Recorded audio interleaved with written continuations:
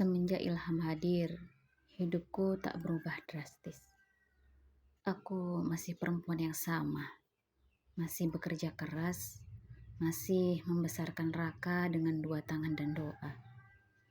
Tapi kini hatiku tak lagi sepi. Ilham tak pernah memaksaku menyebut hubungan kami dengan label. Dia tak pernah bertanya, "Kapan kita resmi?" atau "Kapan kamu jadi milikku?" Yang dia lakukan hanya satu, hadir dengan tulus dan tenang. Raka pun mulai dekat dengannya. Suatu sore saat Ilham mengantar kami ke pasar, Raka dengan polosnya bertanya, "Om Ilham, nanti kalau mau menikah lagi, Om jadi ayah aku ya?" Ilham pun tertawa pelan, lalu menatapku dan menjawab dengan bijak, "Om gak perlu jadi ayahmu buat sayang sama kamu, Rak." Hatiku pun mencair. Aku tak pernah menyangka bahwa seseorang yang tidak kuharapkan kehadirannya bisa menjadi pelengkap yang begitu tenang di hidupku. Orang-orang pun mulai bertanya, "Kapan kamu nikah lagi? Mau diseriusin gak?" Tapi aku hanya tersenyum, karena untuk pertama kalinya aku tak merasa terburu-buru. Bahagia ini tak butuh pengakuan dari siapapun. Tak harus diikat dengan status. Yang penting hatiku tenang, anakku aman, dan aku merasa cukup. Bahagia tidak selalu tentang punya pasangan atau menyandang status baru. Kadang bahagia itu hadir saat kita tidak lagi menggantungkan hidup pada validasi orang lain. Saat kita memilih untuk hidup tenang, dengan hati yang akhirnya pulih, dan langkah yang tak lagi goyah. Pagi itu, ada sepucuk surat di meja depan rumah, tanpa nama pengirim. Hanya terlihat rapi dalam amplop coklat kusam. Aku membukanya perlahan, dan saat mataku menelusuri tulisan tangan di dalamnya, jantungku berhenti sejenak. Itu dari Mas Arman, suamiku, tepatnya mantan suamiku. Laki-laki yang dulu kupertahankan mati-matian, tapi akhirnya kulepaskan demi kewarasanku. Surat itu sederhana, tapi cukup menusuk. "Rani, entah dari mana aku harus memulai. Mungkin kamu sudah tidak peduli, dan aku tak berharap dimaafkan. Tapi ada satu hal yang membuatku memberanikan diri menulis surat ini. Aku sakit parah. Dokter bilang waktuku tak lama lagi. Lucu ya, dulu aku merasa punya segalanya. Uang, kendali, bahkan harga diri. Tapi sekarang, aku hanya ingin kamu tahu. Aku menyesal. Aku salah, aku egois. Dan aku tahu, aku sudah merusak kamu. Tapi jika suatu hari Raka ingin tahu siapa ayahnya, katakanlah bahwa aku mencintainya. Meski dengan cara yang salah. Maaf, Arman." Tanganku gemetar saat selesai membaca. Air mataku menetes, bukan karena masih mencintainya, tapi karena ada luka lama yang kembali menganga. Lalu kupeluk surat itu sebentar, lalu menyimpannya dalam kotak kayu tempat aku menyimpan semua kenangan yang pernah ingin kulupakan. Raka tak tahu siapa yang mengirim surat itu, dan aku pun belum siap bercerita. Ilham hanya berkata, "Kalau kamu butuh diam, aku tunggu. Kalau kamu butuh bicara, akan aku dengar." Aku pun hanya mengangguk, karena kadang kehadiran yang diam lebih menyembuhkan daripada ribuan kata. Masa lalu memang tak bisa dihapus, tapi kita bisa memilih apakah ingin tinggal di dalamnya atau menjadikannya sebagai pelajaran untuk melangkah ke depan dengan hati yang lebih lapang. 3 hari setelah surat itu datang, aku berdiri di depan rumah sakit. Tanganku dingin, langkahku sempat ragu. Tapi aku tahu, ini perlu kulakukan, bukan untuk Mas Arman, tapi untuk diriku sendiri. Saat aku masuk ke ruang rawat, kulihat sosok yang dulu begitu angkuh, kini terbaring lemah. Tubuhnya kurus, matanya sayu, dan untuk pertama kalinya dia menatapku dengan sorot mata yang penuh sesal. Rani, suara itu nyaris tak terdengar. Terima kasih, udah datang. Aku tidak menangis, tidak juga marah. Aku hanya duduk di kursi di sebelah ranjangnya dan berkata, aku tidak datang untuk mengulang cerita lama. Aku hanya ingin kamu tahu, aku sudah memaafkan. Tapi maaf, aku tidak akan kembali. Mas Arman pun terdiam. Air matanya jatuh. Kamu bahagia sekarang? Aku pun mengangguk. Dengan hidupku, dengan anakku, dan dengan diriku sendiri.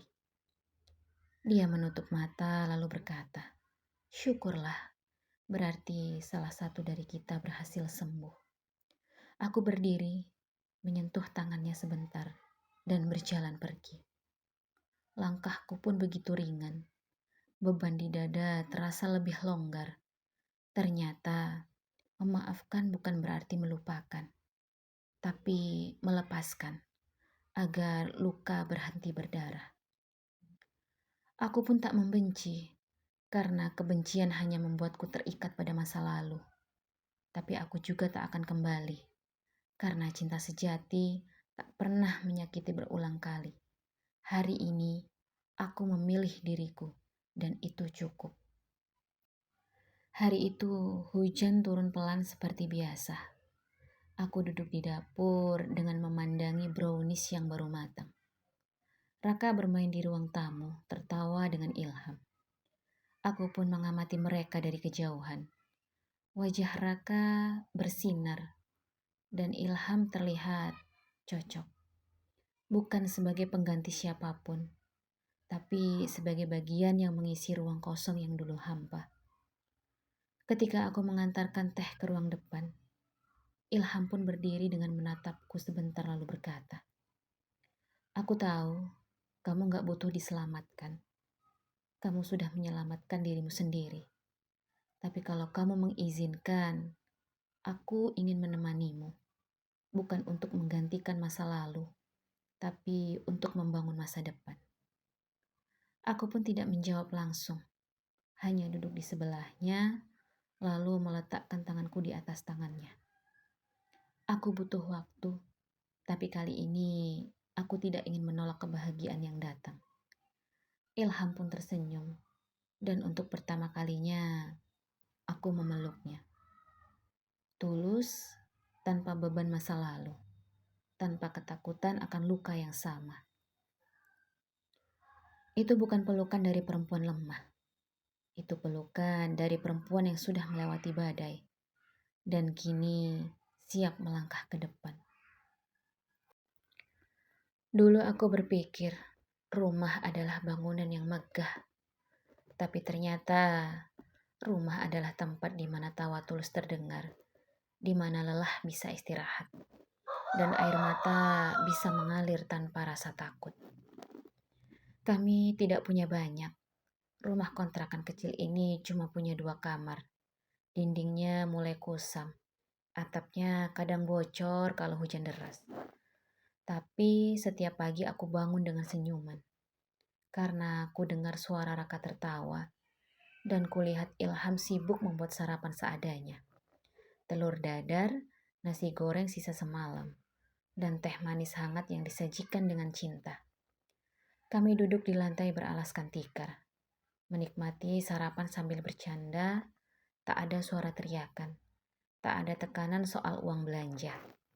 Hanya percakapan sederhana tentang rencana hari ini, tentang mimpi Raka jadi pilot, dan tentang keinginan kecil kami memiliki rak buku dari kayu bekas. Saat hujan turun dan atap bocor, kami menaruh ember dan menertawakannya. Ilham pun bilang, kalau kita punya rumah yang bagus nanti, aku tetap mau ada atap bocor satu, buat kita kenang masa ini. Aku pun tertawa, dan hatiku penuh begitu hangat dan begitu tenang.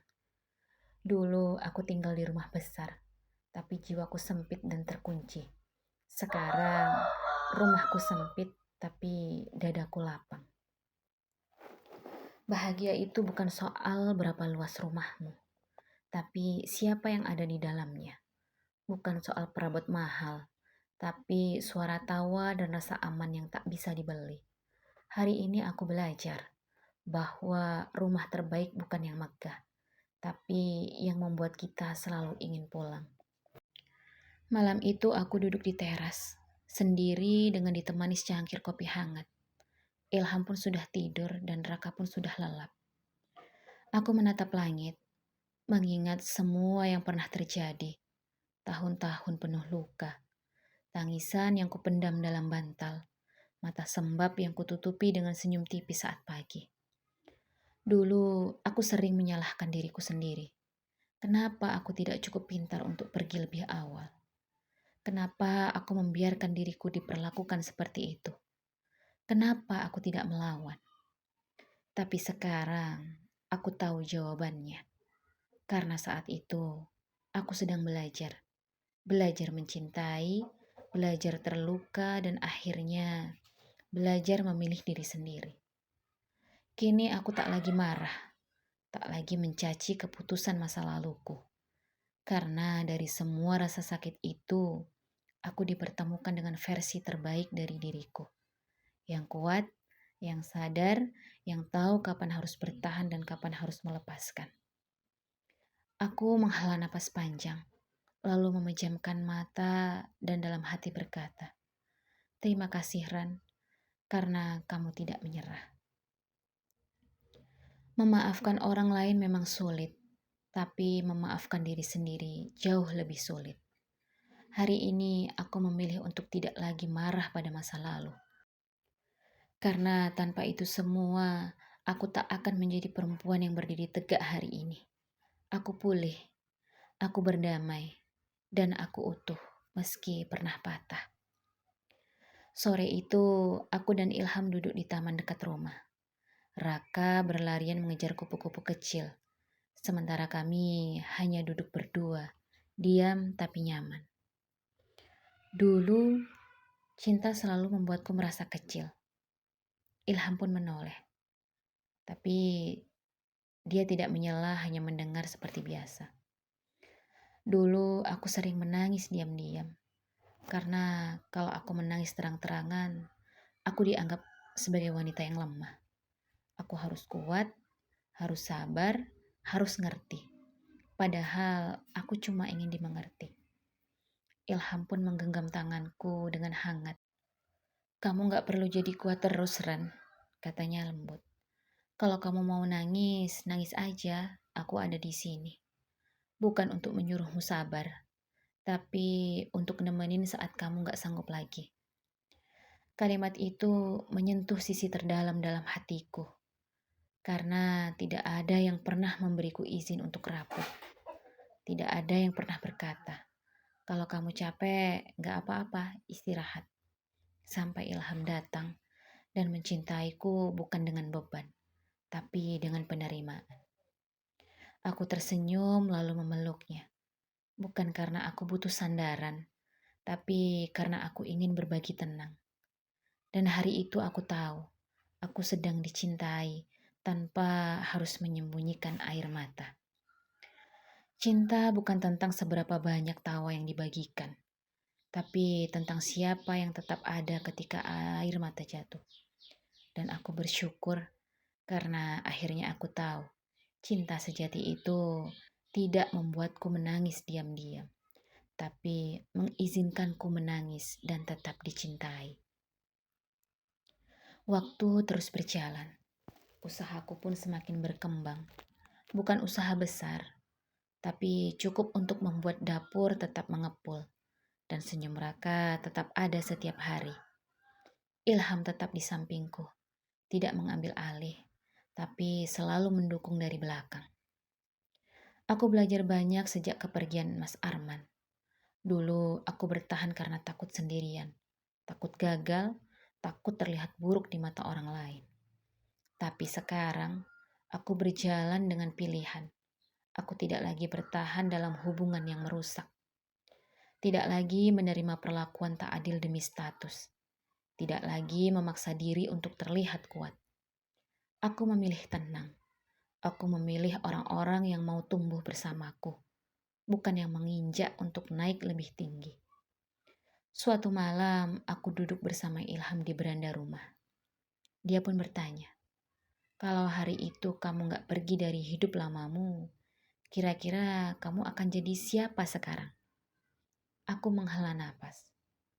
Mungkin aku tetap di sana, tetap menangis diam-diam, tetap pura-pura kuat, dan mungkin aku akan hancur perlahan, tanpa pernah ada yang tahu. Ilham menatapku lalu menjawab, syukurlah kamu memilih pergi dan hidup. Aku menatap langit dan dalam hatiku aku berkata, terima kasih Ran, karena kamu akhirnya memilih bahagia. Meski harus melalui luka dulu. Dulu aku bertahan karena aku pikir itu satu-satunya pilihan.